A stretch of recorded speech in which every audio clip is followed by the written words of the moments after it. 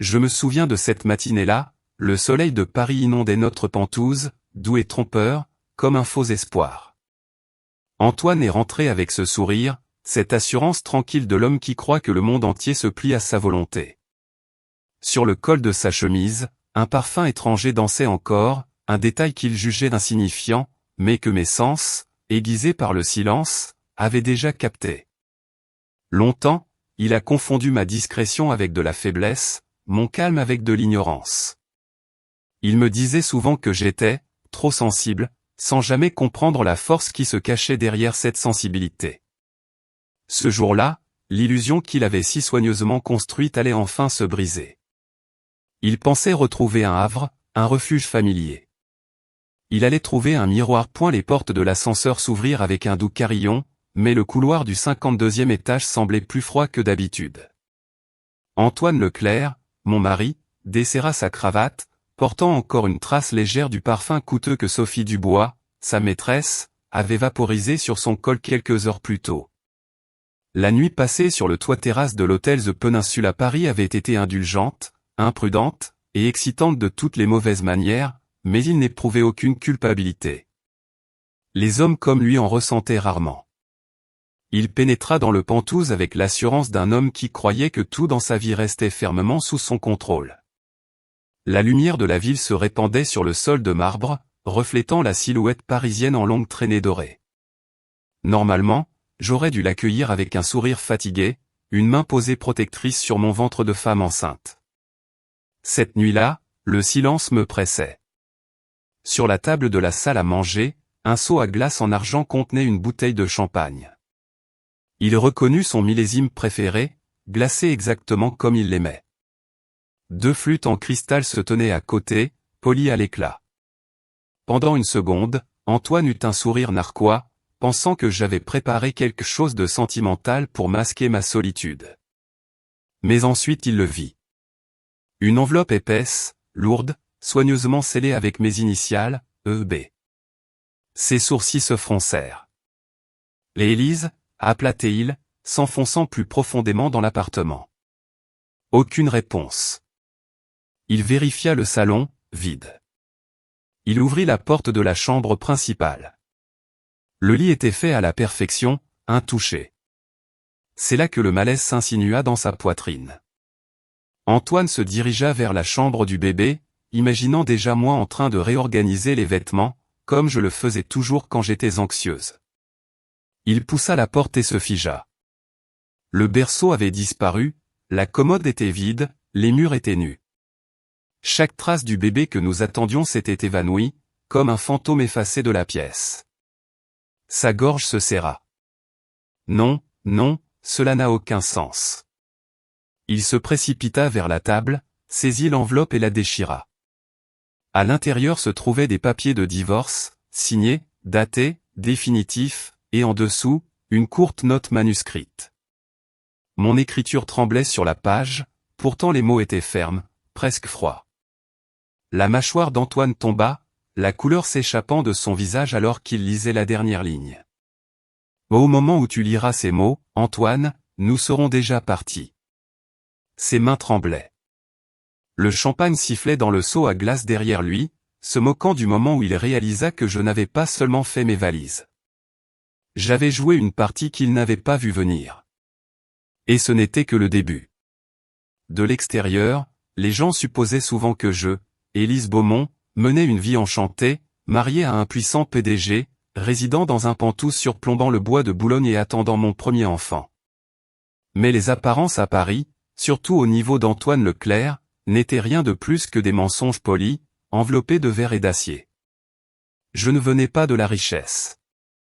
J'avais grandi dans un petit village tranquille en Dordogne où les hivers étaient longs, les voisins partageaient leurs outils sans qu'on le leur demande, et mes parents, tous 2 architectes, emplissaient la maison de plans et d'amour. Quand ils sont morts dans un accident de voiture juste avant que je ne finisse mes études, j'ai emballé mes souvenirs dans 2 valises et me suis envolé pour Paris avec rien d'autre qu'une bourse et le carnet de croquis de ma mère.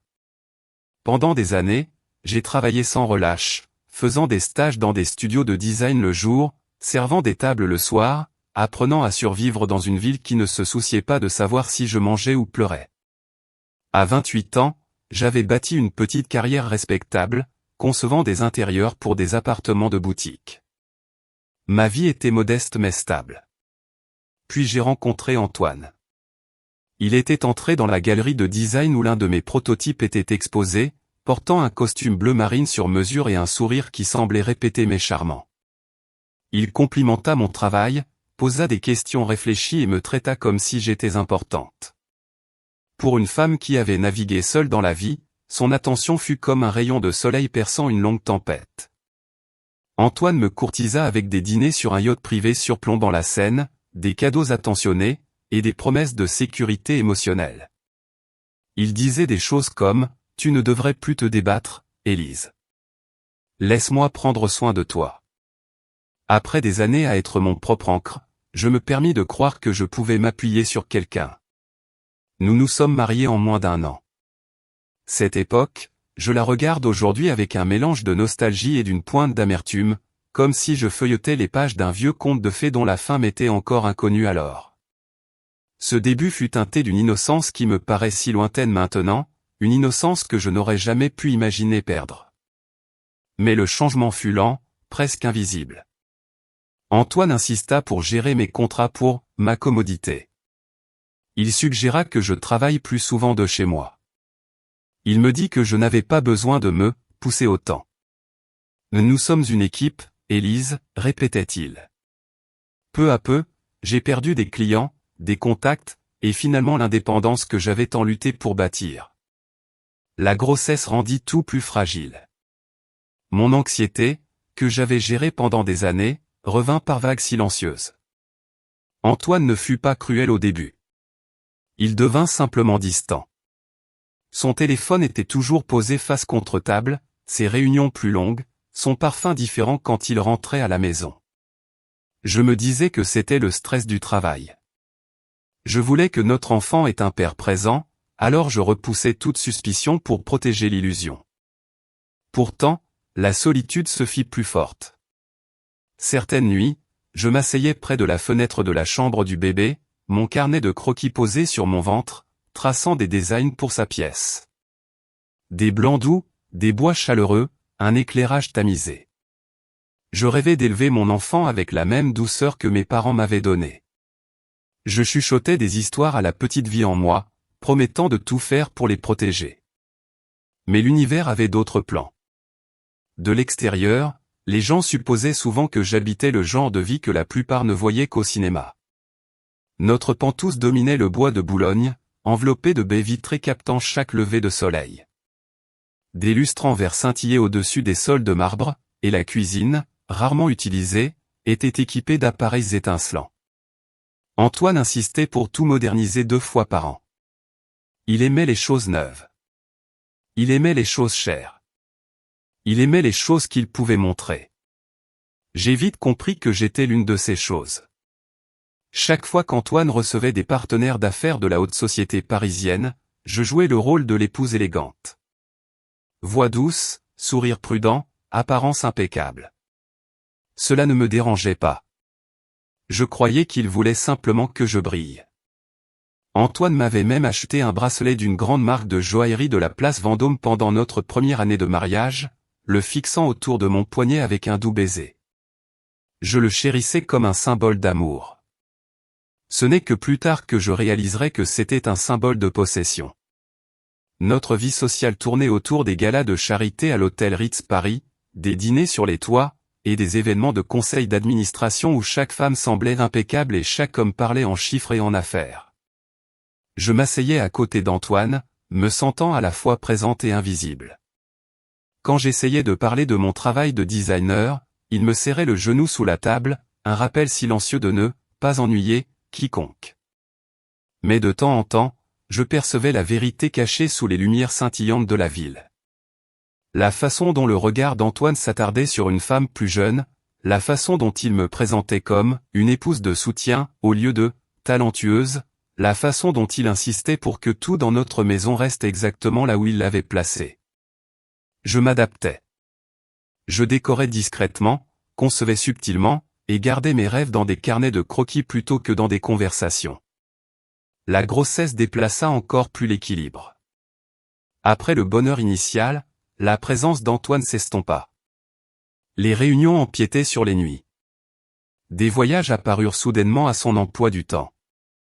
Son parfum changea encore, plus fort, plus doux, quelque chose que je ne reconnaissais pas sur mon mari, mais que j'avais senti une fois à l'arrière d'un taxi, en rentrant d'une réunion de projet tardive. Je repoussai cette pensée, blâmant mes hormones exacerbées. Mais le monde que je croyais mien commença à exposer ses fissures. La solitude se faisait plus présente. Certaines nuits, je m'asseyais près de la fenêtre de la chambre du bébé, mon carnet de croquis posé sur mon ventre, traçant des designs pour la pièce de ma future fille. Des blancs doux, des bois chaleureux, un éclairage tamisé. Je rêvais d'élever mon enfant avec la même tendresse que mes parents m'avaient donnée. Je chuchotais des histoires à la petite vie en moi, lui promettant de tout faire pour la protéger, quoi qu'il arrive. Lors d'une des soirées d'entreprise d'Antoine, organisée dans une tour de verre à la Défense surplombant la Seine, je me tenais seul près de la balustrade de la terrasse. Un collègue d'Antoine passa, visiblement éméché, et murmura « Il ne devrait vraiment pas les amener toutes les deux aux événements.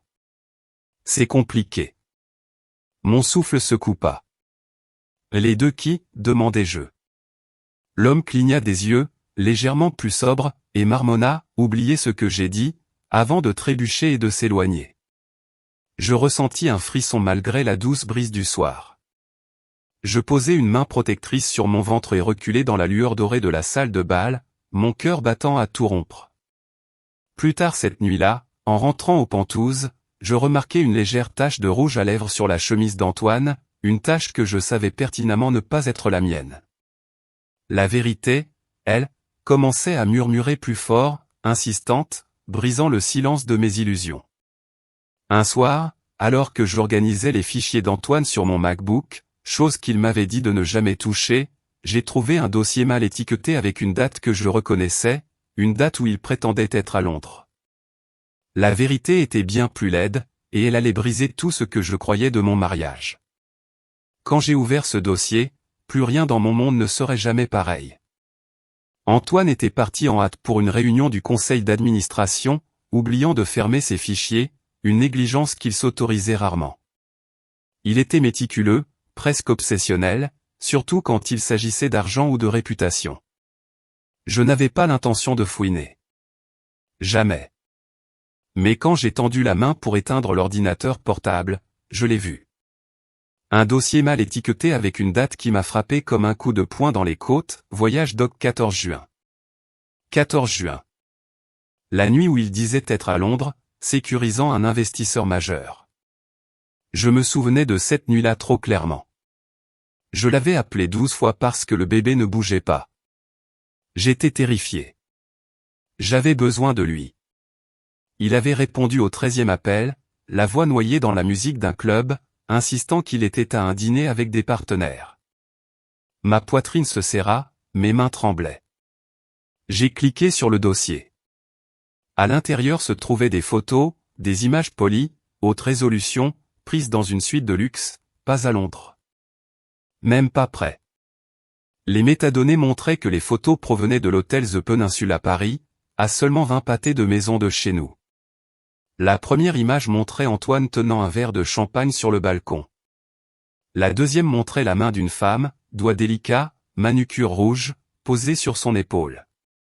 La troisième les montrait tous les deux se reflétant dans la porte vitrée de la suite, Sophie Dubois riant, penchée sur Antoine comme si elle y avait sa place. Mon souffle se coupa, ma poitrine se serra douloureusement, la panique montant par vagues. J'ai posé une main sur mon ventre, murmurant « Ça va aller, mon bébé. Ça va aller. » Mais ma voix tremblait. Pourtant, j'ai continué à faire défiler, car la vérité ne se soucie pas de savoir si vous êtes prêt. Il y avait plus, des reçus. Des commandes de service en chambre pour deux. Une clé numérique enregistrée sous le nom de Sophie, mais payée avec la carte d'entreprise d'Antoine.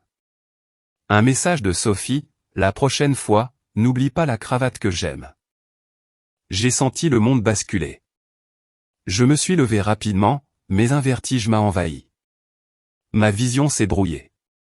Je me suis appuyé contre la commode, haletant alors qu'une douleur aiguë me traversait le bas-ventre.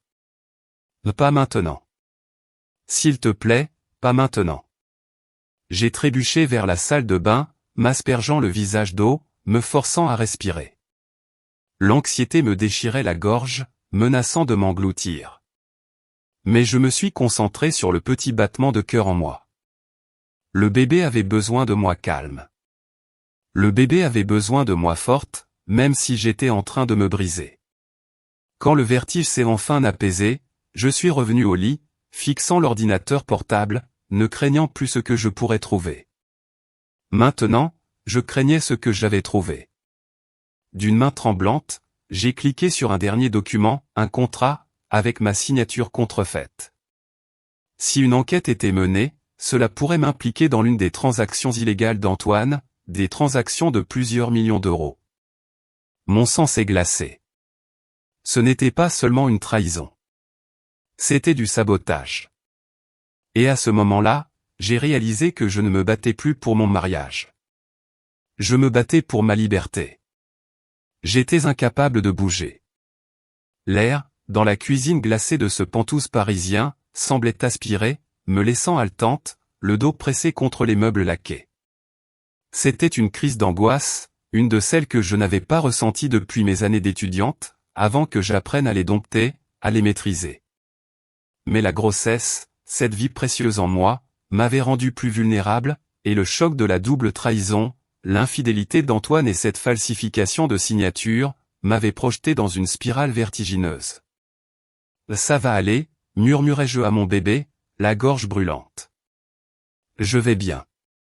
Je dois aller bien. Mais ce n'était pas le cas.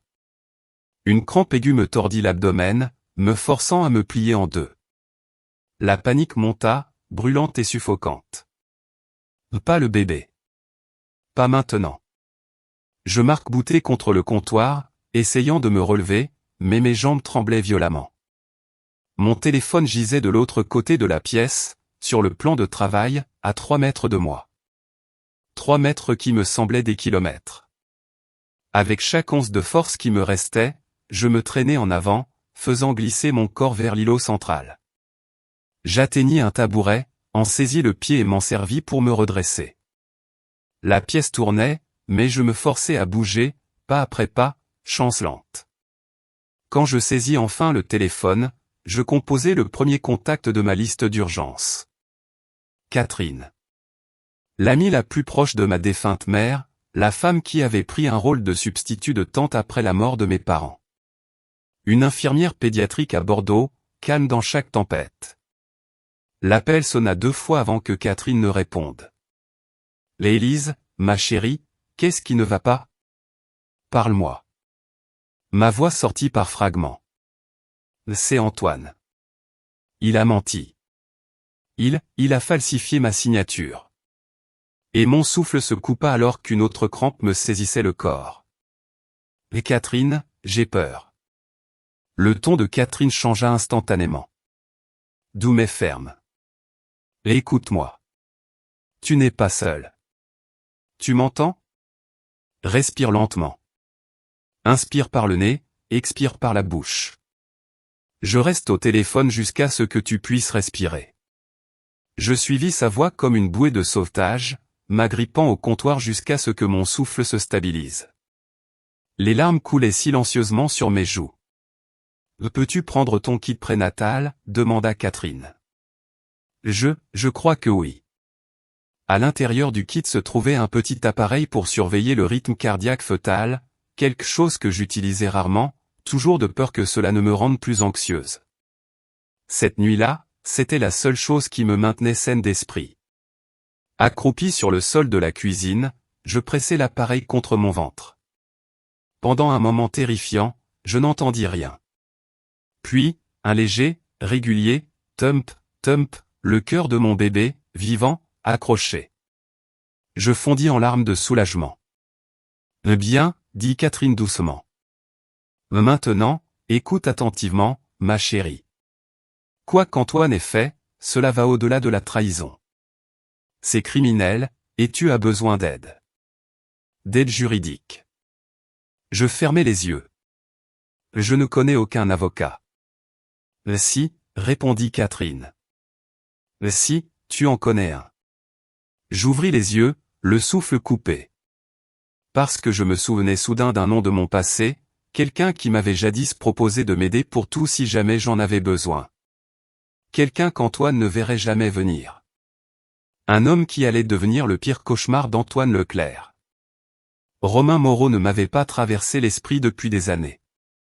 Pas depuis nos jours d'études supérieures, quand il était la seule personne à rester tard au studio d'architecture avec moi, esquissant des plans et partageant des plats à emporter bon marché. Il avait toujours été discret mais féroce d'intelligence, avec un calme qui m'apaisait pendant les longues nuits stressantes. Nous avions perdu le contact après qu'il soit parti faire ses études de droit, devenant finalement l'un des avocats d'affaires les plus respectés de Paris. Je me souvenais de son dernier message, la nuit avant mon mariage, « Si jamais tu as besoin d'aide, Élise, d'une vraie aide, appelle-moi. » À l'époque, je pensais qu'il était simplement gentil. Maintenant, je réalisais qu'il avait vu quelque chose que je n'avais pas vu. La voix de Catherine traversa mes pensées tourbillonnantes. Appelle-le ce soir avant qu'Antoine ne rentre. J'hésitais, fixant le contact que je n'avais pas touché depuis presque 5 ans. Se souviendrait-il seulement de moi? Penserait-il que j'étais trop dramatique? Mais ensuite, j'ai regardé l'ordinateur portable, toujours ouvert sur le lit, le contrat falsifié brillant sur l'écran. J'ai appuyé sur Appeler. Romain répondit au deuxième coup de fil, sa voix chaude, stable, familière. Élise, tout va bien? La question me brisa. Non, chuchotai-je, la gorge serrée. Ça ne va vraiment pas, Romain n'interrompit pas. Il écouta, comme il le faisait toujours, pendant que je lui racontais tout. L'affaire, la signature contrefaite, la peur, les crampes, le bébé. Je parlais par fragments, retenant mes sanglots, mais Romain reconstitua la vérité plus vite que je ne pouvais l'articuler. Quand j'eus fini, il y eut un long silence. Puis Romain parla, la voix basse et maîtrisée. Élise, ce qu'Antoine a fait est un crime, une fraude, une coercition, et s'il a falsifié ta signature sur un accord lié à l'argent d'investisseurs, c'est une affaire fédérale. Mon souffle se figea. Fédéral. Ce n'était pas seulement un mariage qui s'effondrait. C'était un crime.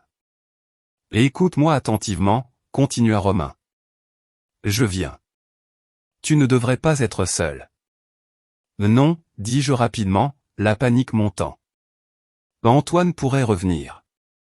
S'il découvre, Je sais, Élise, l'interrompit Romain doucement.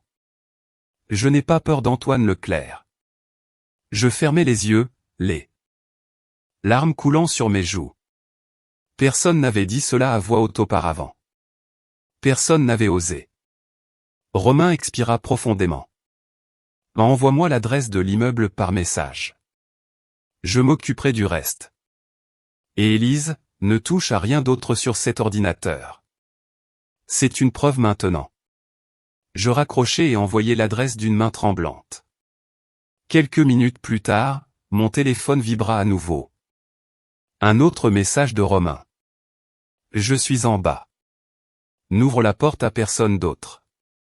Je me déplaçai vers la fenêtre, regardant en bas les lumières de la rue se reflétant sur le pavé humide. Je le repérai immédiatement, grand, posé, sortant d'une berline noire avec une mallette en cuir. Même d'en haut, il rayonnait de confiance, de stabilité, de sécurité. Pour la première fois depuis des mois, j'eus l'impression de pouvoir respirer. J'ai déverrouillé la porte juste au moment où l'ascenseur tinta. Mon cœur, pour la première fois depuis longtemps, battait avec une lueur d'espoir. Mais la silhouette qui m'attendait lorsque la porte coulissa n'était pas celle de Romain. C'était Antoine, épuisé, les traits tirés, et tenant quelque chose derrière son dos que je ne pouvais pas encore distinguer. Son visage était illisible, sa chemise froissée comme s'il l'avait saisie des heures durant. Le couloir me semblait trop étroit, trop silencieux, comme si l'air lui-même retenait son souffle. Je m'agrippais à l'encadrement de la porte pour me stabiliser. « Élise, dit Antoine, sa voix basse, presque douce. Cette fausse douceur que j'avais entendue tant de fois. Toujours réveillé. Je ne répondis pas, incapable. Mes yeux étaient fixés sur la petite boîte noire dans sa main, un ruban argenté parfaitement noué l'enlaçait, le genre de ruban utilisé par les joailliers de luxe de la place Vendôme. Il souleva légèrement la boîte, me l'offrant avec un sourire forcé. Je sais que les choses ont été tendues. Je voulais me faire pardonner. J'ai pensé que cela pourrait arranger les choses. Je le fixais.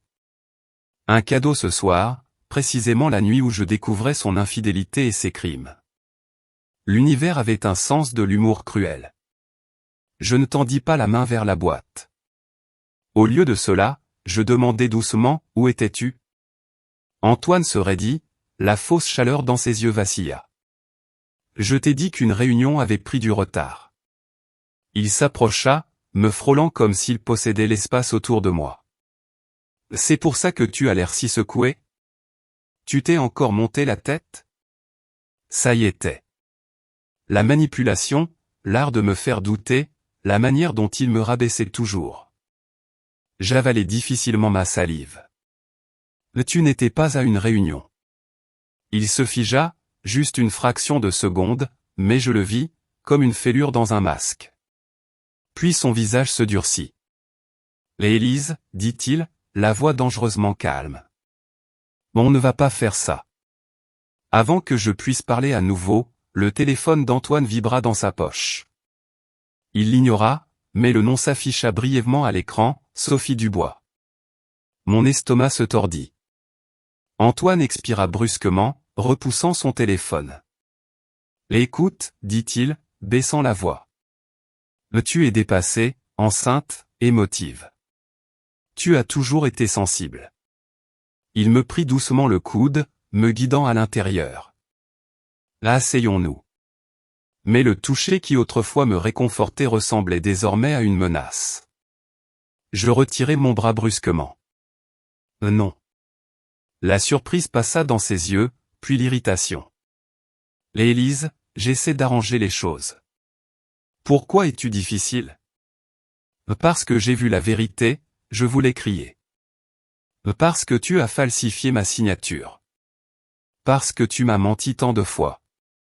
Les mensonges étaient devenus leur propre langage. Mais je restais silencieuse. Antoine regarda à nouveau la boîte noire, puis me fixa, son expression se durcissant. Si tu n'acceptes pas mes excuses, au moins ouvre ce maudit cadeau. J'hésitai, puis soulevai lentement le couvercle. À l'intérieur, il n'y avait pas de bijoux, rien de romantique. C'était une carte clé, une carte de suite d'hôtel. Le même logo imprimé sur les photos du dossier. L'hôtel The Peninsula Paris. Mon sang se glaça. Antoine observait ma réaction de près, le coin de sa bouche se soulevant. Nous devons parler, Élise, en privé, loin des distractions. Mon cœur s'arrêta parce que ce n'était pas une invitation. C'était un avertissement. Avant que je puisse bouger, l'ascenseur tinta derrière nous. Je me tournai, et cette fois, c'était Romain qui en sortait. Au moment où ses yeux se posèrent sur Antoine, l'air dans le couloir devint palpable de danger. Romain sortit de l'ascenseur comme une ombre solidifiée, calme, concentré, et dangereusement serein. Ses yeux balayèrent instantanément mon visage pâle, le tremblement de ma main, la tension dans ma posture. Puis il vit Antoine se tenant trop près de moi, tenant la boîte noire. Pendant une fraction de seconde, Romain se figea, puis sa mâchoire se serra. Élise, dit-il doucement. Ça va? Antoine se tourna vers lui, l'agacement tranchant sur son visage. Et qui diable êtes-vous? Romain ne répondit pas. Son regard resta fixé sur moi, attendant un signal, n'importe quoi qui lui dirait que je n'étais pas en danger. J'inspirai avec un tremblement. Romain, c'est mon mari. Le mot « mari » semblait étrange à prononcer. Antoine ricana. Ah, vous le connaissez? Je pensais qu'il était un autre de vos petits clients designers qui quémandent de l'attention. Son regard tomba sur la mallette de Romain. Ou bien vous lui vendez quelque chose? La voix de Romain était calme. Presque trop calme. Je suis son avocat. Antoine cligna des yeux. Vous êtes quoi? Je tressaillis. Je n'avais pas prévu que la révélation se produise ainsi. Je n'avais rien prévu. Tout s'écroulait trop vite. Antoine éclata de rire. Un son froid et condescendant. Son avocat? Pourquoi faire? Elle n'a pas de besoin juridique. Je gère tout. C'est le problème, répondit Romain, s'avançant. Vous gérez tout. Le visage d'Antoine s'assombrit. Partez. C'est une affaire privée. Ma femme et moi discutons de quelque chose. Romain ne bougea pas, votre femme tremblait quand elle m'a appelé. Elle avait des douleurs abdominales. Elle craignait de perdre le bébé ce soir. Alors non, Antoine. Ce n'est plus seulement votre affaire privée. La couleur quitta mes joues. Je ne voulais pas qu'Antoine connaisse ma douleur. Pas parce qu'il méritait la vérité, non. Mais parce que je savais qu'il la déformerait, qu'il en ferait une arme. Les yeux d'Antoine se posèrent sur moi. Est-ce vrai? J'avalai difficilement ma salive. C'est sous contrôle. Et qu'est-ce qui l'a causé? Demanda Antoine. Romain répondit avant moi. Le stress. La mâchoire d'Antoine se serra. Vous insinuez? Oui, dit Romain platement. J'insinue. Un silence lourd, à en étouffer, remplit le couloir. Puis Antoine s'approcha, baissant la voix à un murmure d'acier. Élise, rentre à l'intérieur maintenant. Nous parlerons sans interférence extérieure. Romain se déplaça subtilement, bloquant la moitié de mon corps de son propre corps, un message clair. Le regard d'Antoine devint mortel. Bougez. Pas question, répondit Romain. Quelque chose se brisa derrière les yeux d'Antoine. Il saisit mon poignet. Pas assez fort pour laisser une marque, mais assez fort pour revendiquer. C'est ma femme. Je haletai, reculant instinctivement. Le mouvement provoqua une légère crampe dans mon abdomen et je grimaçai. L'expression entière de Romain changea. Il lâcha sa mallette, s'avança, et d'une voix empreinte d'un calme mortel, il dit, touchez-la encore, Antoine, et je vous jure. Mais il ne finit pas sa phrase parce qu'Antoine eut un sourire narquois, leva son téléphone, et tourna l'écran vers nous. Une photo accablante. Je ne la reconnus pas au début, jusqu'à ce que mon estomac se serre. C'était de mes années d'université. Moi dans un couloir d'hôpital, lors d'un épisode d'anxiété, un dossier attaché à mon ancien diagnostic. La voix d'Antoine était glaciale. Essayez de me la prendre, Romain. Je vous défie. J'ai tout ce qu'il faut pour prouver qu'elle est inapte à être mère. La photo sur le téléphone d'Antoine s'imprima dans ma vision. Ma jeune personne recroquevillée sur un banc d'hôpital, les mains tremblantes, une infirmière agenouillée à mes côtés. Je me souvenais de cette nuit-là bien trop bien. Semaine des examens. 3 jours sans dormir, une crise de panique si sévère que je pensais mourir. Après un traitement et une thérapie, j'avais complètement récupéré. Pendant des années, j'avais vécu sans aucun épisode. Mais Antoine ne se souciait pas de la vérité. Il se souciait de l'effet de levier. Où as-tu obtenu ça, murmurai-je, ma voix peinant à se former. Antoine haussa les épaules avec une cruauté calculée. J'ai demandé à quelques personnes. L'argent parle. Les lois sur la vie privée se plient quand on sait tirer les bonnes ficelles. Il se pencha plus près, baissant la voix jusqu'à un murmure venimeux. Tu penses pouvoir menacer de divorcer? Me prendre mon enfant? Je peux te faire passer pour instable devant le tribunal avec un seul document. Les poings de Romain se serrèrent sur les côtés. C'est illégal, Antoine. Vous admettez une violation du secret médical. Antoine ricana. Seulement si quelqu'un le prouve, et croyez-moi, personne dans cet immeuble ne témoignera contre moi. Son ton s'aiguisa. Surtout pas ma femme enceinte. Mes genoux faiblirent. Les murs semblaient s'incliner, mon pouls battait à tout rompre dans ma gorge. Ce n'était pas la panique que j'avais connue. C'était la terreur. Si Antoine présentait ce dossier, s'il déformait l'histoire, s'il me peignait comme mentalement inapte, il pourrait me prendre mon bébé. Et Élise, Romain se plaça à mes côtés, posant une main ferme près de mon bras sans me toucher. Regarde-moi. Je parvins à peine à lever les yeux. Tu n'es pas seul. Je sais exactement comment on peut combattre ça. Antoine ricana. Vous me combattez? Vous pensez que votre petit diplôme de droit me fait peur? Ce n'est pas mon diplôme qui devrait vous inquiéter, dit Romain doucement. C'est la trace écrite. La confiance dans sa voix stupéfia Antoine. Il hésita pour la première fois. Quelle trace écrite? Mais Romain ne répondit pas. Pas encore. Au lieu de cela, il me guida doucement d'un pas en arrière, se plaçant entre Antoine et moi. C'était subtil mais indubitablement protecteur. Le visage d'Antoine se tordit. Élise, viens avec moi tout de suite ou je jure devant Dieu. Elle ne va nulle part avec vous, claqua Romain. Un silence désagréable remplit le couloir, vibrant entre eux comme un fil tendu. Puis Antoine changea de tactique. Sa voix s'adoucit, dégoulinant de fausse sympathie. Chérie, réfléchis bien. Le monde sait déjà que tu es fragile. Sophie est prête à témoigner. Tu as eu des épisodes, et j'ai des messages de toi pendant des nuits de panique. Souviens-toi, si tu me combats, le tribunal verra une femme enceinte en détresse mentale. Mon sang se glaça. Il avait recueilli des preuves pendant des mois, se préparant à cela. Je me mordis la lèvre, luttant pour ne pas pleurer. Romain s'approcha d'Antoine, les yeux flamboyants.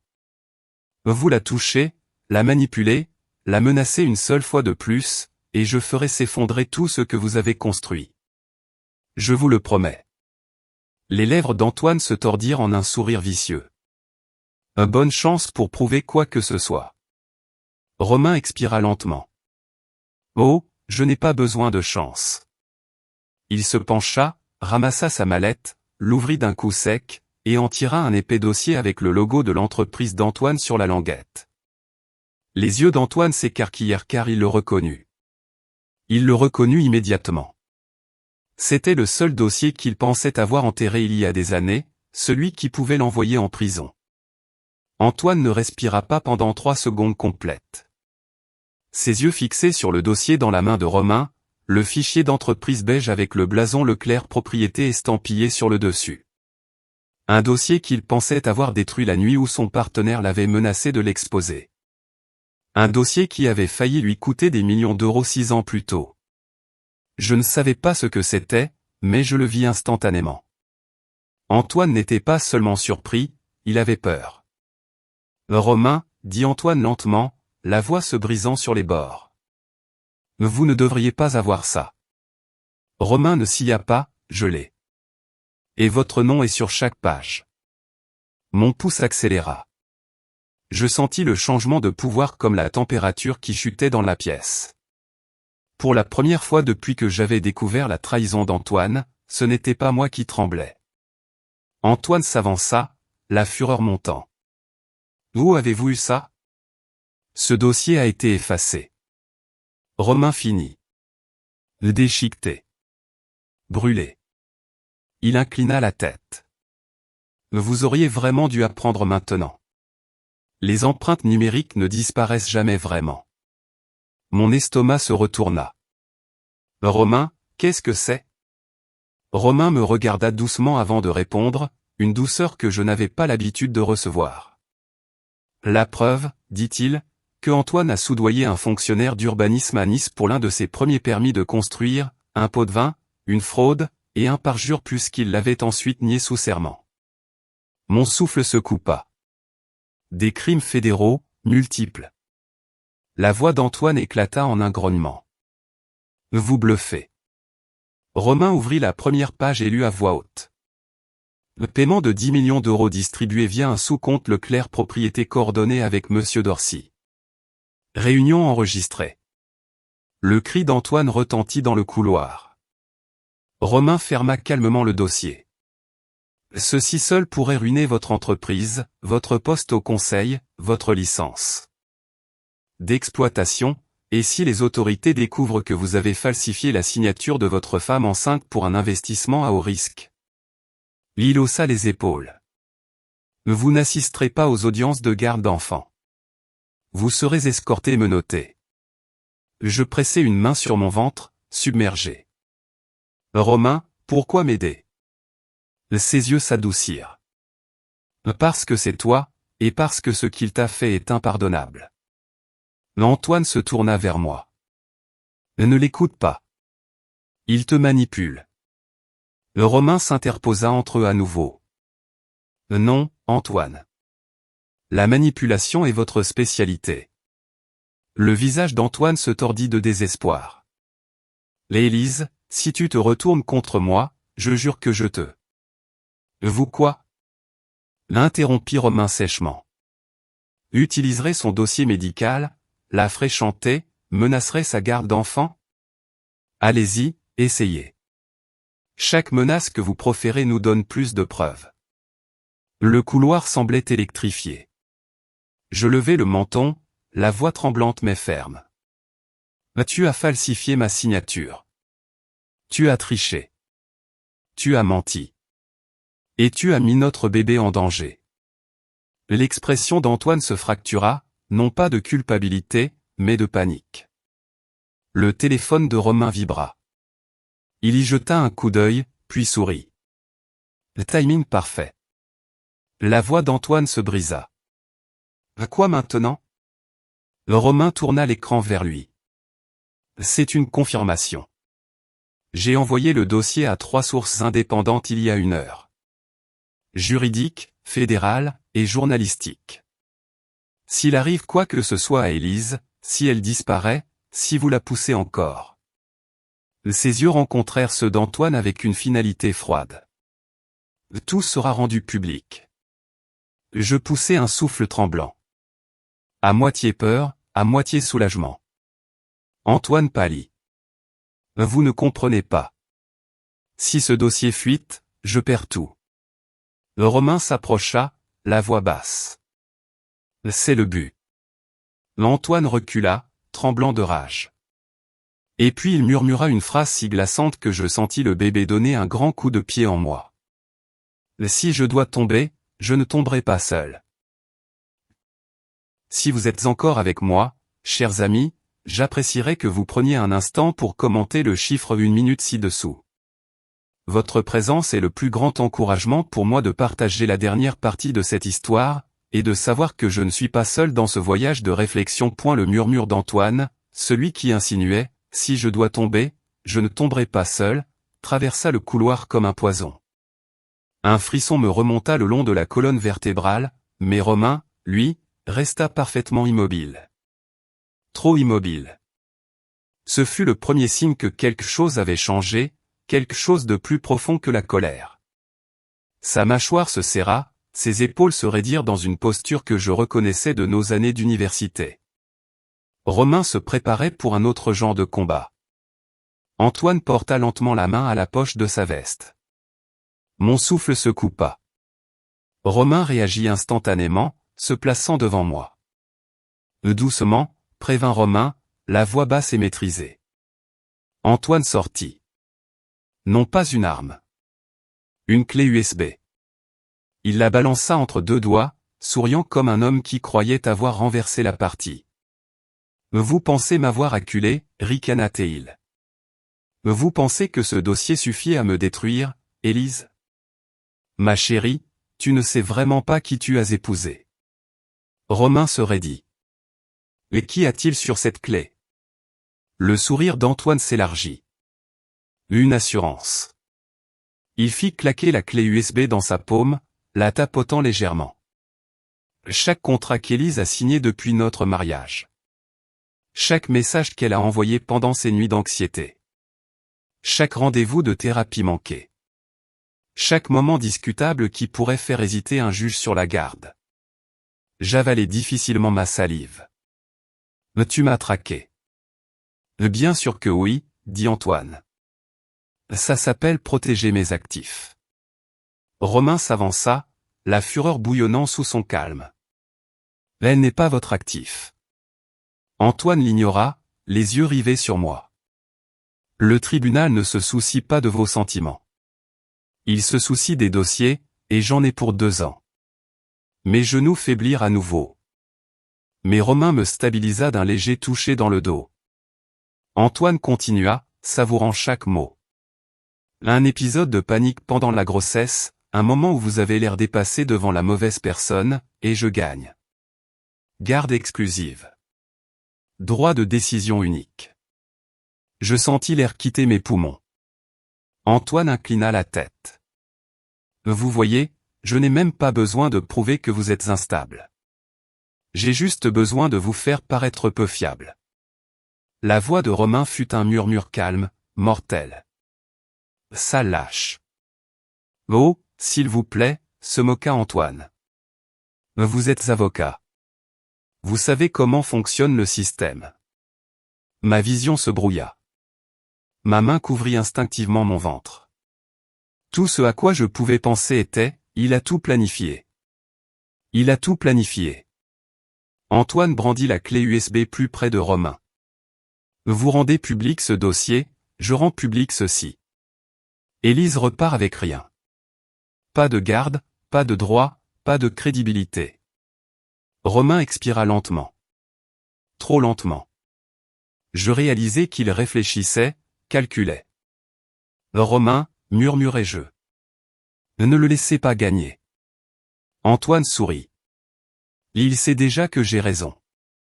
Le silence de Romain suffit à donner de l'audace à Antoine. Il s'avança. Élise, rentre à la maison. Reviens avec moi. Laisse tomber cette fantaisie que tu te montes sur les avocats, les dossiers et les divorces. Je te pardonnerai cette petite scène. Je le regardai, horrifié. Me pardonner, pour ces crimes. Antoine tendit la main. Montons. Nous parlerons en adulte. Je ne bougeai pas. Romain parla enfin, la voix tranchante. Vous n'allez nulle part avec lui. Les yeux d'Antoine se plissèrent. Vous pensez pouvoir m'arrêter. Romain se plaça devant moi, me bloquant complètement. Je sais que je peux. Pendant un instant, aucun des 2 hommes ne scia. Puis l'ascenseur tinta. Je me tournai et mon cœur chuta car, à l'intérieur, se tenait Sophie Dubois. Et elle n'était pas seule. Elle tenait un sac de bébé. Sophie Dubois sortit de l'ascenseur comme si elle avait répété ce moment. Cheveux parfaits, maquillage parfait, sourire narquois parfait. Et dans sa main, le sac de bébé se balançait avec désinvolture, comme si elle voulait que je le voie, que j'imagine le pire avant même qu'elle ne parle. Mon souffle se coupa. Romain s'interposa protecteur devant moi. Le visage d'Antoine se vida de sa couleur. Ce fut le premier signe d'alarme. Les yeux de Sophie se posèrent sur Antoine, ses sourcils se haussant. Tu ne lui as pas encore dit, Antoine claqua. Sophie, pas maintenant. Oh, détends-toi, dit-elle en roulant les yeux. Nous sommes tous des adultes ici. Puis elle se tourna directement vers moi, son sourire sirupeux. J'ai apporté les affaires du bébé. Je pensais que tu voudrais voir. Je me figeai. Le quoi? Sophie souleva légèrement le sac. Tu sais, les vêtements de bébé, ceux qu'Antoine et moi avons choisis le mois dernier. Romain se tendit. Réellement. Mais Sophie n'avait pas fini. Elle s'avança, le nez en l'air, ses talons résonnant dans le couloir. Je suppose qu'il ne t'a pas dit que nous nous préparions. Le docteur pense que j'accouche plus tôt que prévu. Mon cœur s'arrêta. Le docteur, date. D'accouchement, bébé. Non, murmurai-je en secouant la tête. Non, tu n'es pas enceinte. Sophie coupa court, posant une main dramatique sur son ventre. En fait, oui. Je sentis le monde basculer. Antoine tendit la main comme pour arrêter Sophie, mais elle l'esquiva avec un rire. Oh, allons, Antoine. Ne sois pas timide. Elle se pencha vers moi. Tu voulais de l'honnêteté? La voici. Tu n'es pas la seule mère dans ce couloir. Je reculai, m'agrippant au mur pour me soutenir. Je ne pouvais plus respirer. Je ne pouvais plus penser. La douleur dans ma poitrine ressemblait à un feu. Romain me saisit doucement le bras. Élise, regarde-moi. Elle ment. Est-ce que je mens, dit Sophie, balançant le sac de bébé avec désinvolture. Peut-être devriez-vous vérifier les vitamines prénatales à l'intérieur, les photos d'échographie, ou devrais-je lui parler de la nuit au Ritz quand tu as dit. Ça suffit, aboya Antoine, s'avançant, mais Sophie sourit encore plus largement. Oh, maintenant tu veux que je me taise? Après tout ce que j'ai gardé secret, après tout ce que tu m'as promis? Sa voix monta, assez aiguë pour percer le carrelage. Tu penses pouvoir te débarrasser de moi? Tu penses pouvoir aller au tribunal avec ta réputation brillante pendant que je disparais? Non. Oh non, Antoine. Si je tombe, tu tombes avec moi. La mâchoire d'Antoine se serra. Sophie, arrête maintenant. Romain regarda entre eux, les yeux plissés. Élise, dit-il doucement. Remarques-tu quelque chose? Mais je ne pouvais pas répondre, ma vision se brouillait, mon pouls rugissait dans mes oreilles. Sophie s'approcha, son ton devenant malveillant. Tu pensais te battre pour un seul bébé, murmura-t-elle. Détrompe-toi. Romain se raidit soudainement. Son regard se posa sur le sac de bébé. Toute son expression changea. Il se plaça devant moi avec plus de force. Sophie, pose ce sac. Sophie rit. Quoi? Peur des couches? Non, dit Romain froidement. Parce que ce sac fait tic-tac. Le couloir devint silencieux. Le sourire de Sophie vacilla. Quoi? Romain pointa du doigt. Pose-le. Lentement, ma main vola à ma bouche alors que j'entendais enfin un faible clic mécanique venant du fond du sac de bébé. Pas des couches, pas des vêtements, autre chose. Antoine murmura, horrifié, Sophie, qu'as-tu apporté ici? Et le sourire de Sophie revint, tordu, dangereux, et complètement dérangé. Si vous êtes encore avec moi, chers amis, j'apprécierais que vous preniez un instant pour commenter le chiffre 1 minute ci-dessous. Votre présence est le plus grand encouragement pour moi de partager la dernière partie de cette histoire, et de savoir que je ne suis pas seul dans ce voyage de réflexion.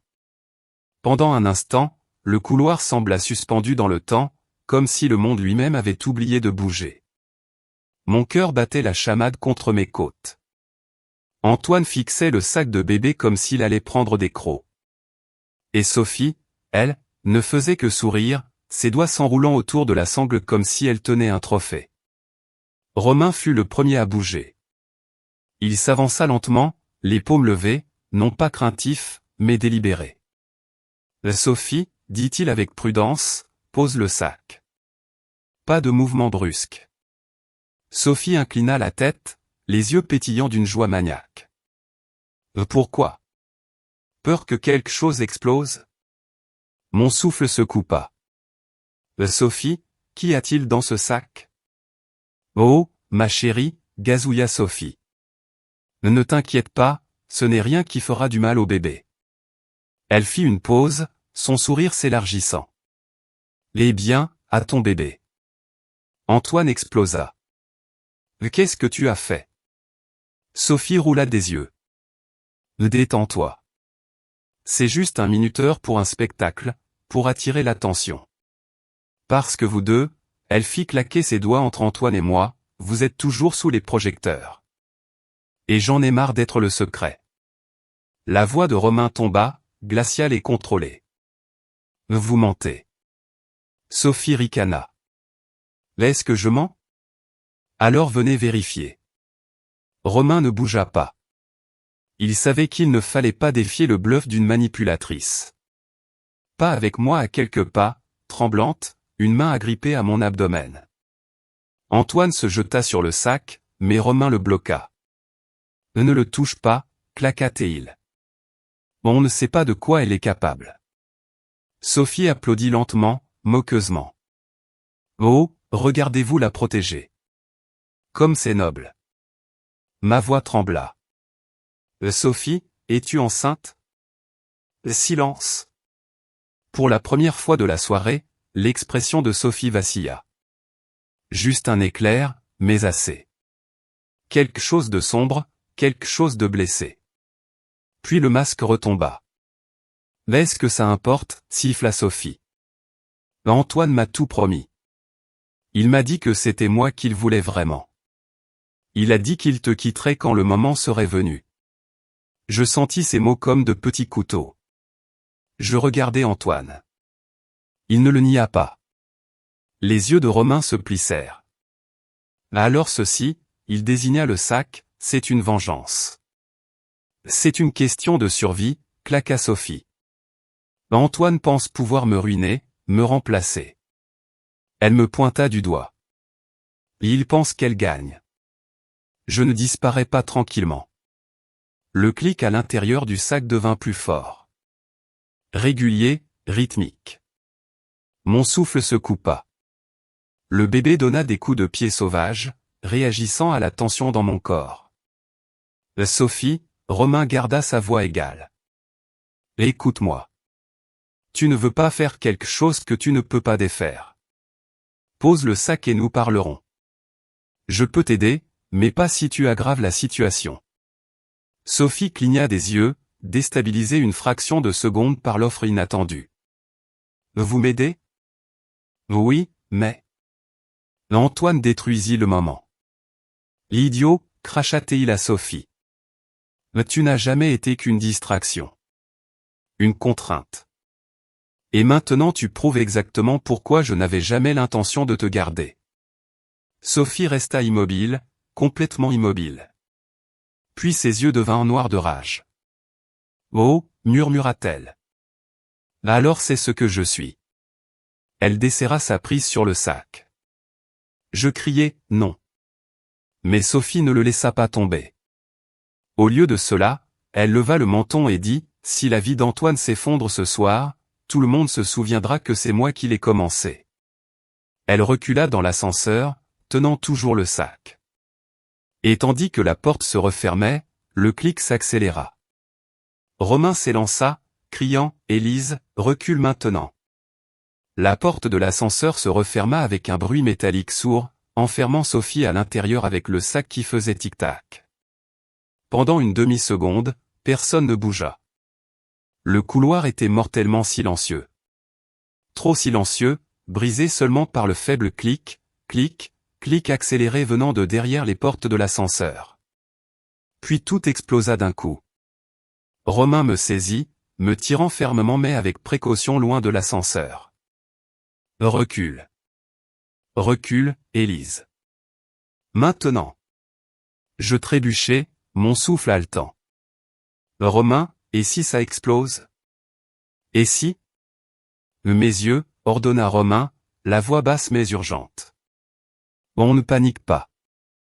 Pas maintenant. Antoine n'était pas aussi calme. Il sprinta vers l'ascenseur, frappant ses poings contre le cadre métallique. Sophie, ouvre la porte. Es-tu folle? De derrière les portes, vint son rire étouffé, aigu, instable, et complètement dérangé. Trop tard, Antoine. Tu voulais un spectacle? Je t'en donne un. Je couvris ma bouche de doigts tremblants. Tout mon corps tremblait alors qu'une autre crampe tordait mon abdomen. Le bébé donnait de grands coups de pied, réagissant à ma peur. Romain me stabilisa instantanément, un bras autour de mon dos. Respire profondément, murmura-t-il. Tu es en sécurité avec moi.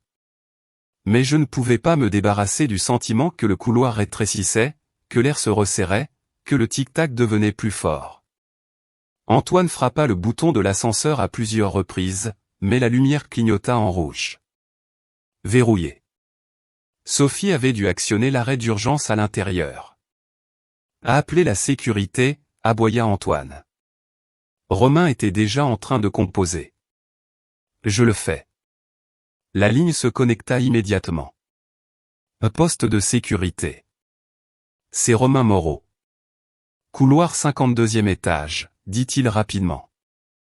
Une résidente est dans l'ascenseur avec un appareil suspect. L'ascenseur est bloqué entre 2 étages. Quel genre d'appareil? Un sac avec un mécanisme temporisé, dit Romain. Nous avons besoin de personnel d'urgence immédiatement. Reçu.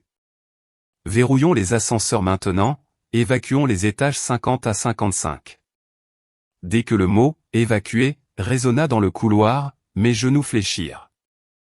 Romain me rattrapa. N'ose pas tomber, murmura-t-il, essayant de me calmer. Antoine se tourna vers eux, le désespoir déchirant sa voix. Romain, vous devez récupérer ce dossier. S'il arrive quoi que ce soit ce soir. Romain claqua. Antoine, taisez-vous. Vos crimes peuvent attendre. Élise et le bébé, non. Antoine se figea. C'était la première fois que quelqu'un le réduisait au silence. Je sentis les larmes couler sur mes joues. Mais ce n'était pas seulement la peur. C'était la réalisation grandissante que Romain n'était pas là par obligation. Il était là parce qu'il se souciait profondément, férocement. Un autre bruit métallique secoua la cage d'ascenseur. Sophie hurla à l'intérieur, non pas de douleur, mais de rire. « C'est ce que ça fait, Antoine » cria-t-elle. « De perdre le contrôle. » Je tremblais. « Romain, elle va se tuer. » Romain serra la mâchoire. « Pas si nous atteignions la salle de contrôle d'abord. » La sécurité envahit le couloir. 3 gardes et un superviseur d'immeuble. Ils se précipitèrent vers le panneau d'urgence au bout du couloir.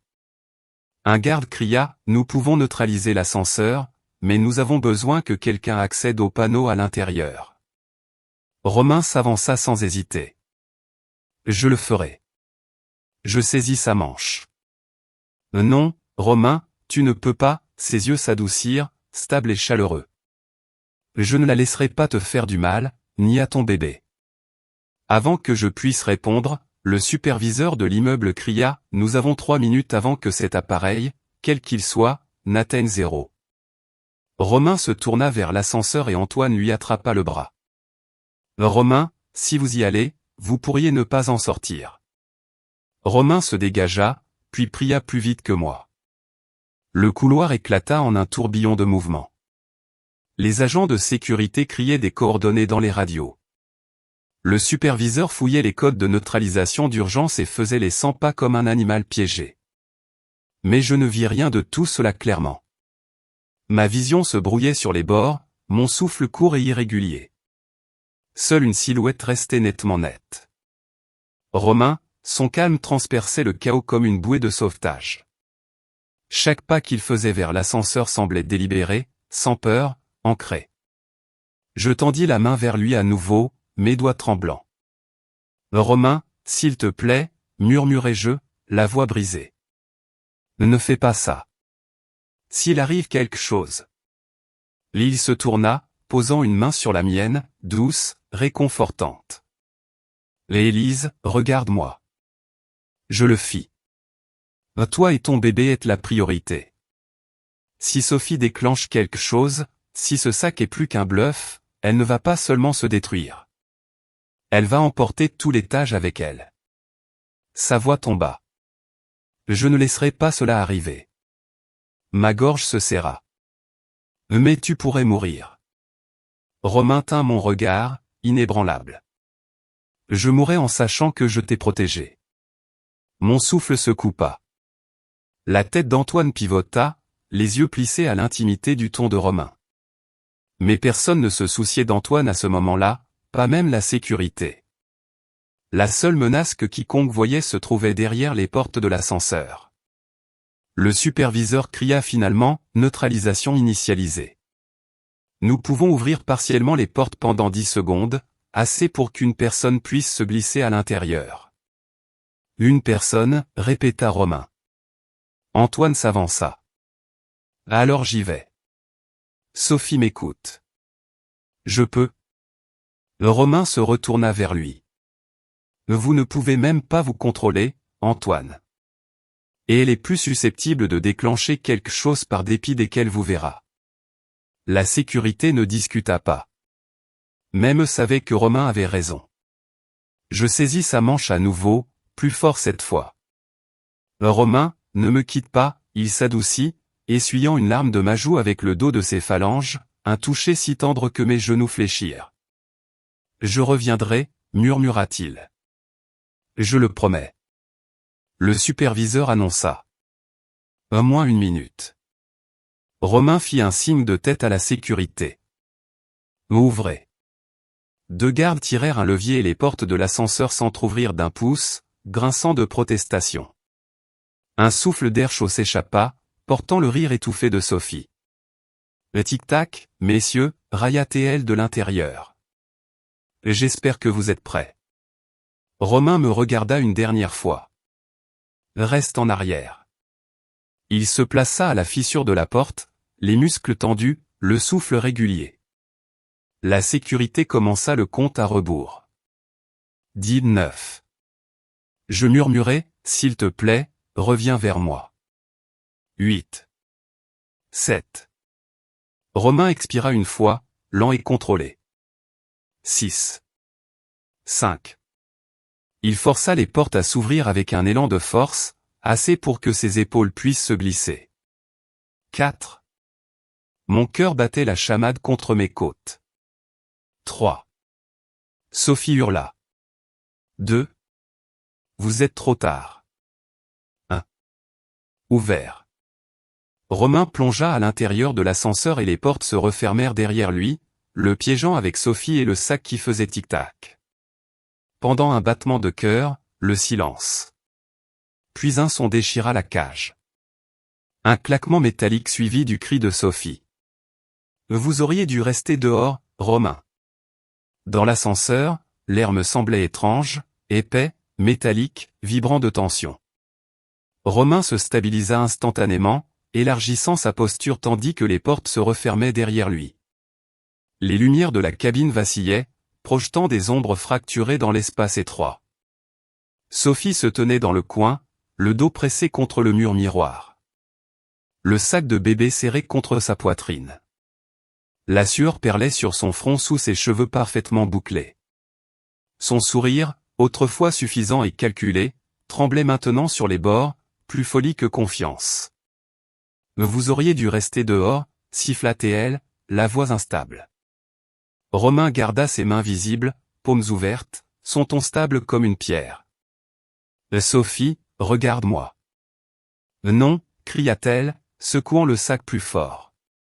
Vous ne me ruinerez pas ça. Antoine a fait des promesses. Il m'a dit que j'étais la seule. Puis il m'a jeté comme une ordure. Romain ne s'y a pas, alors vous avez apporté un dispositif pour diffuser des informations dans un immeuble résidentiel? Le souffle de Sophie se coupa.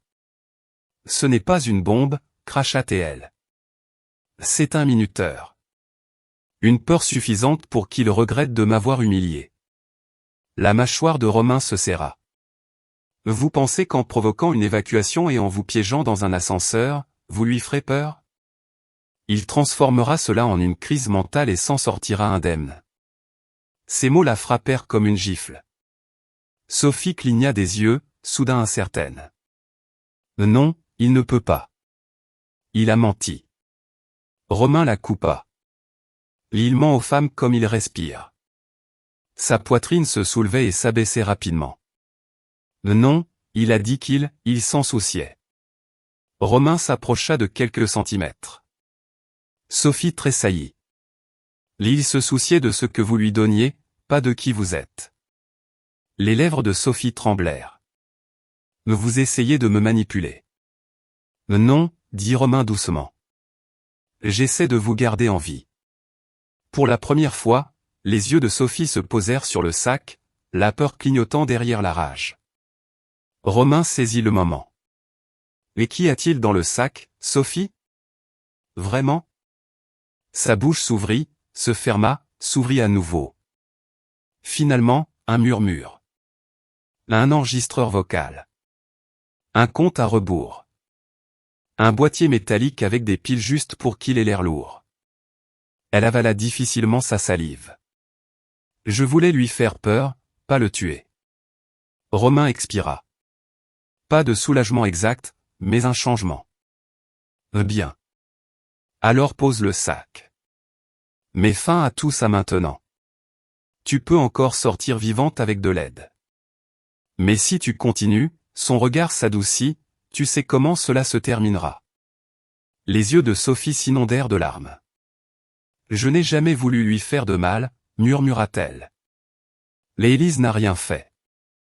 Je voulais juste quelque chose qui n'était jamais à moi.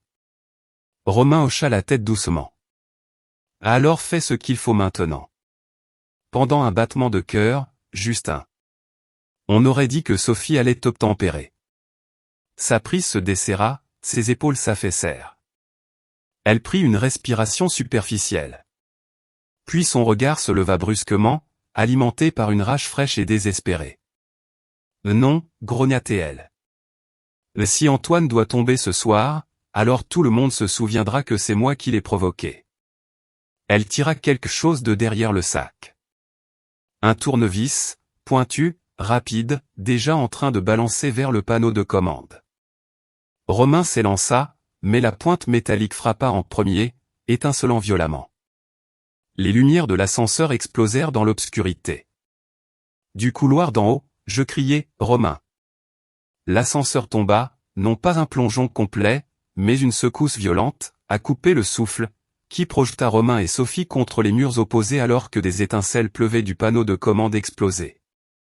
La cabine grinça, les câbles crissaient au-dessus, les lumières vacillaient par intermittence. Un gémissement métallique résonna dans la cage, profond et sinistre, comme si le bâtiment lui-même les avertissait.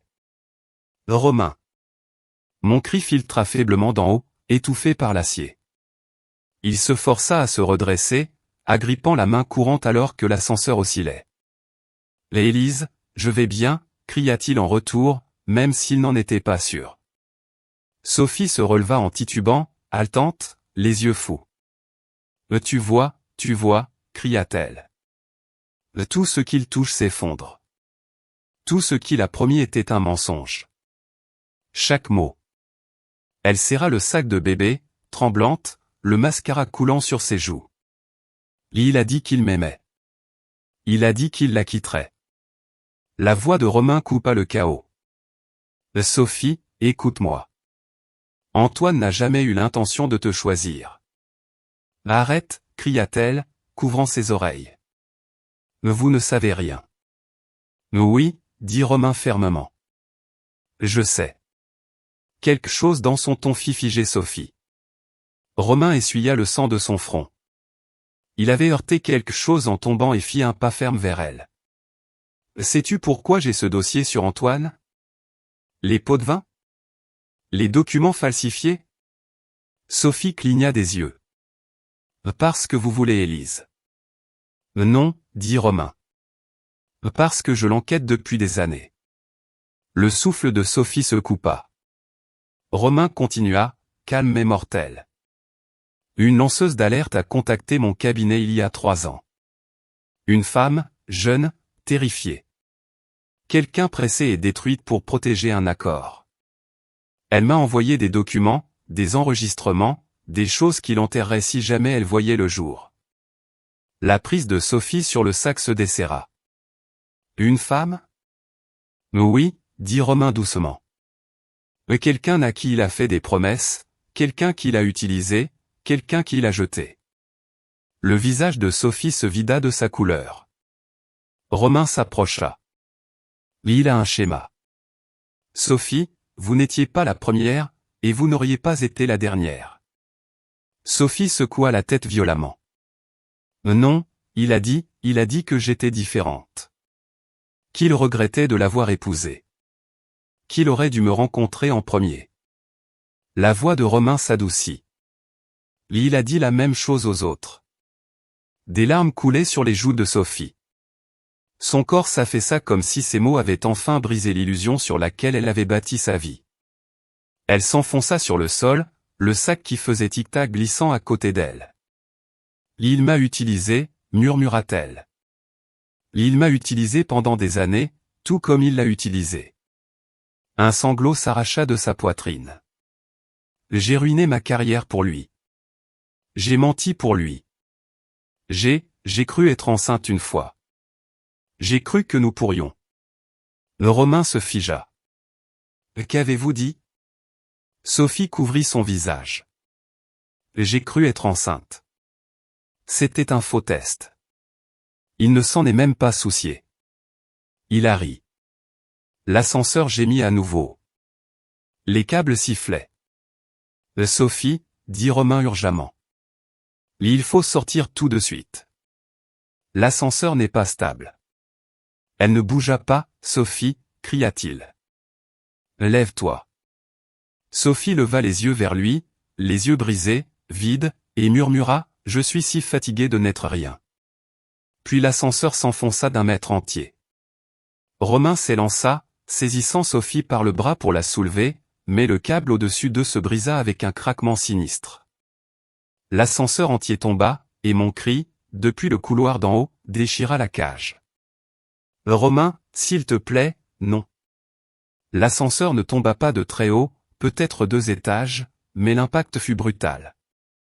Le sol s'éleva avec une force assourdissante, coupant le souffle de Romain. Sophie s'écrasa à côté de lui, hébétée, son épaule heurtant le mur miroir avec une fissure qui se propagea dans le verre. La poussière tomba du plafond tandis que la cabine gémissait et s'inclinait légèrement sur le côté, suspendue par un seul câble restant. Un mauvais mouvement, une mauvaise respiration, et il plongerait jusqu'en bas. Au-dessus d'eux, ma voix résonna dans la cage, rauque, paniquée, brisée.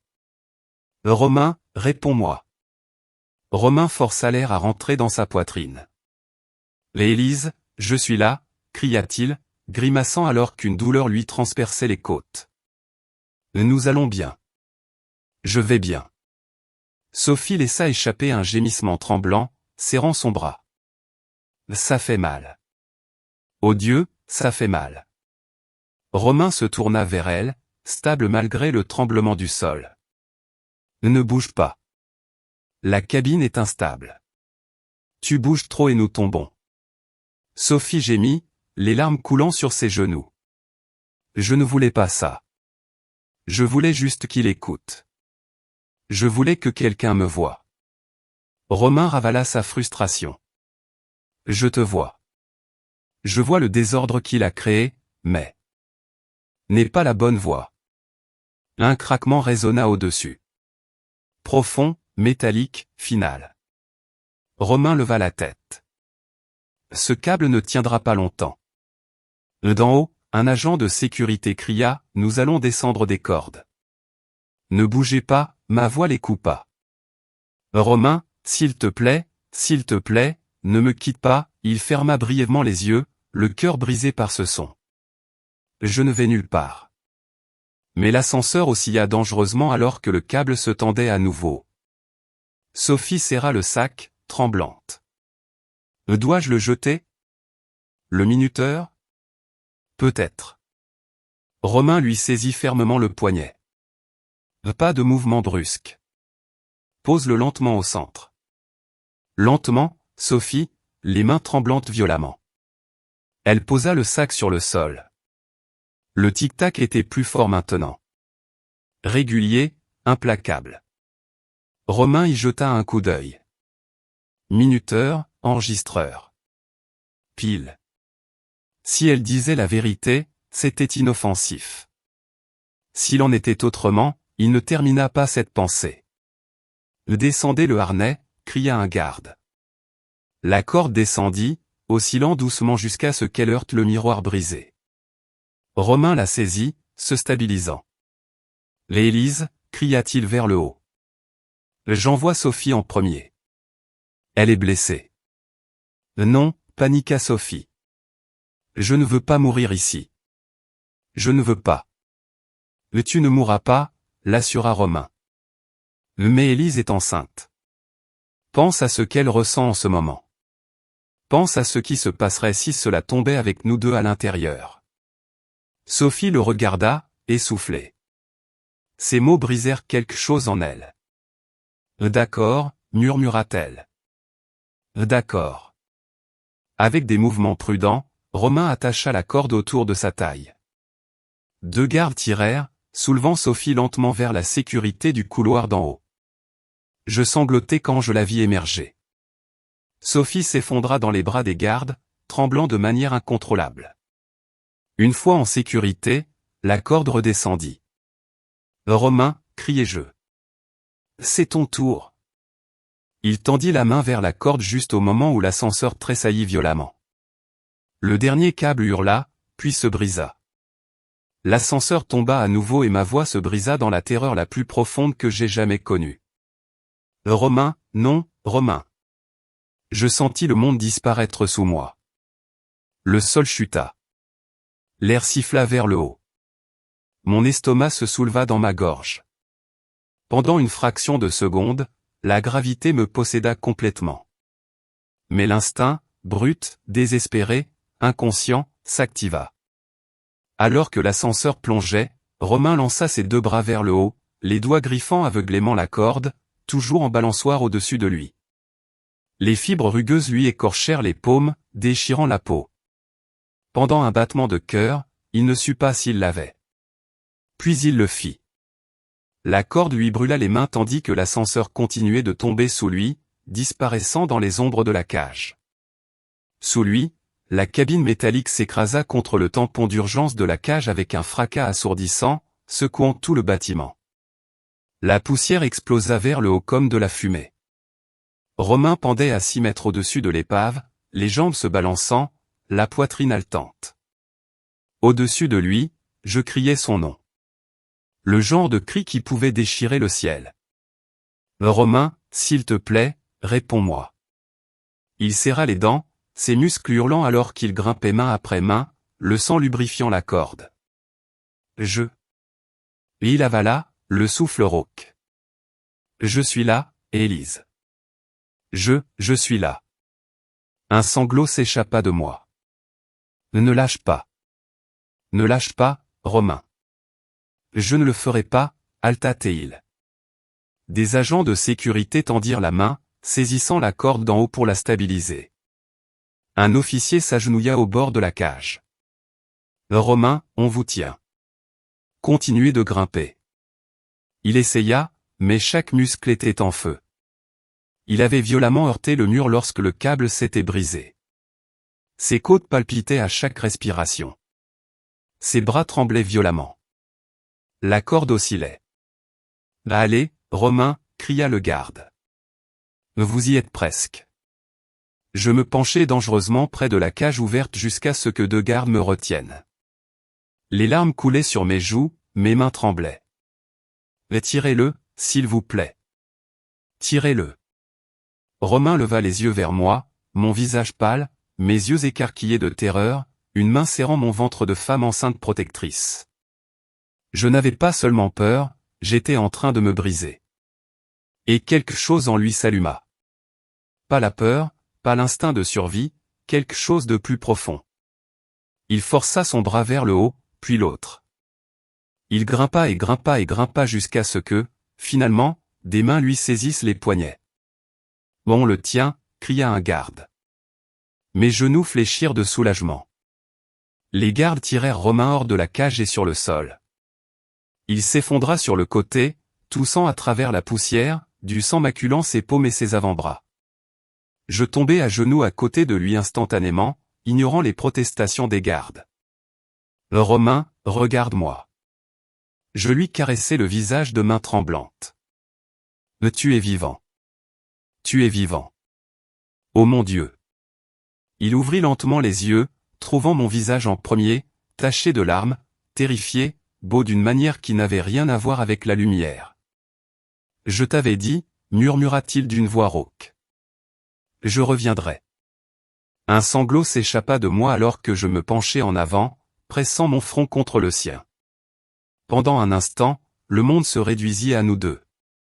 Souffle contre souffle, battement de cœur contre battement de cœur. Mais la paix se brisa instantanément lorsqu'un garde cria du couloir. Nous avons un problème. Antoine est parti. Mes yeux s'écarquillèrent. Romain se força à se redresser malgré la douleur. Parti. Parti où? Le garde déglutit difficilement. Il n'a pas attendu. Au moment où l'ascenseur est tombé, il a couru. Mon sang se glaça parce que Antoine Leclerc qui courait ne signifiait qu'une chose. Il n'avait pas fini. Il commençait quelque chose. Pendant un instant, je ne pouvais plus bouger. Je fixais le long couloir, mon pouls battant à tout rompre alors que les mots résonnaient dans mon crâne. Antoine est parti. Je sentis Romain bouger à mes côtés, sa main couvrant instinctivement la mienne. Et il s'enfuit, dit Romain doucement, la douleur toujours présente dans sa voix. Ce qui signifie qu'il est désespéré, et les hommes désespérés font des erreurs. La sécurité balaya l'étage, les radios crépitant. Le superviseur de l'immeuble aboya des ordres alors que les alarmes retentissaient, signalant l'évacuation des niveaux supérieurs. Mais j'entendais à peine tout cela. Mon regard dériva vers le Penthouse, le foyer que je croyais autrefois sûr. Et s'il allait chercher les dossiers, murmurai-je. Romain hocha la tête. C'est exactement là qu'il va. 2 gardes nous conduisirent rapidement vers le Penthouse. Je marchais vite malgré la douleur dans mon dos, ma main posée protectrice sur mon ventre. Romain resta près, un bras prêt à me soutenir. Sa présence était une ancre, stable, protectrice, inébranlable. Quand nous poussâmes la porte du Penthouse, la scène qui nous attendait était le chaos. Des tiroirs arrachés, des papiers partout. Antoine au centre du salon, cherchant frénétiquement dans des boîtes, la sueur coulant sur ses tempes. Il se retourna quand il nous entendit. « Vous, rugit-il à Romain. Où est-il? Où est le dossier original ?» Romain ne scia pas, disparut. Déjà envoyé. Vous ne pouvez pas l'enterrer. Cette fois. Le visage d'Antoine se tordit. La rage mêlée à quelque chose de plus laid. Vous pensez avoir gagné? Vous pensez qu'elle va me détruire? Je m'avançai avant que Romain ne puisse m'arrêter. Tu t'es détruit toi-même, Antoine, et tu as essayé de me détruire avec toi. Ses yeux se posèrent sur mon ventre. Tu ne me prendras pas mon enfant. Je levai le menton. Ce bébé mérite mieux que la peur, mieux que les mensonges, mieux que toi. Antoine se jeta sur moi. Romain fut plus rapide. Il repoussa Antoine, le plaquant contre le mur avec un bruit sourd. Touchez-la encore, grogna Romain. Et vous ne sortirez pas de cet immeuble. La sécurité fit irruption par la porte, arme au poing. Main visible. Antoine se figea, haletant. Piégé. Ses yeux s'agitaient follement dans la pièce, cherchant une échappatoire qui n'existait pas. Romain s'écarta juste au moment où 2 officiers l'encerclèrent, le forçant à s'agenouiller. L'un lui passa les menottes. L'autre lui lut ses droits. Il cria tout le temps. C'est un coup monté. Elle est instable. Là elle a falsifié les signatures. C'est la folle. Mais personne n'écoutait. Plus maintenant. Je restais immobile, respirant lentement, regardant l'homme qui avait failli ruiner ma vie être relevé. Tandis qu'il le menait vers la porte, Antoine tourna la tête, me fusillant du regard avec venin. « Tu penses avoir gagné? Tu penses que quelqu'un va croire ?» Il ne finit pas car je m'avançai vers lui, calme, stable, et parlais d'une voix si douce qu'elle fit taire toute la pièce. « Je n'ai pas besoin que l'on me croie, Antoine, car la vérité, elle, est enfin là. Et elle suffit. » Il serait dit, et pour la première fois, Antoine Leclerc eut l'air véritablement effrayé. Quelques minutes plus tard, il fut escorté. Au-delà des caméras, au-delà de la sécurité, au-delà de tout ce qu'il contrôlait autrefois. Parti. J'expirai, une longue libération tremblante que j'avais retenue pendant des années. Romain se plaça à mes côtés, effleurant ma main de la sienne. C'est fini, murmura-t-il. Je le regardai, les larmes adoucissant mon regard. C'est enfin fini. Je me penchai contre lui, non par faiblesse, mais parce que je le pouvais. Il me rattrapa, stable comme toujours. Nous avançons maintenant, murmura-t-il. Et pour la première fois dans un long voyage impitoyable, Élise Beaumont le crut point, l'histoire d'Élise Beaumont s'achève ici. Que pensez-vous des choix d'Élise? Auriez-vous agi différemment à sa place? N'hésitez pas à partager vos réflexions dans les commentaires, je prends toujours le temps de vous lire, mot pour mot. Si ce récit vous a touché ou fait réfléchir, n'oubliez pas de laisser un pouce bleu, de le partager avec ceux qui, vous le sentez, pourraient également être émus, et de vous abonner à la chaîne pour ne manquer aucune de nos prochaines histoires. Retrouvons-nous très vite pour une nouvelle histoire et qui sait, la prochaine fois, c'est peut-être vous qui la vivrez. Cette histoire est fictive, et les actions présentées ne doivent pas être reproduites dans la vie réelle, regardez-la comme une réflexion sur les relations humaines.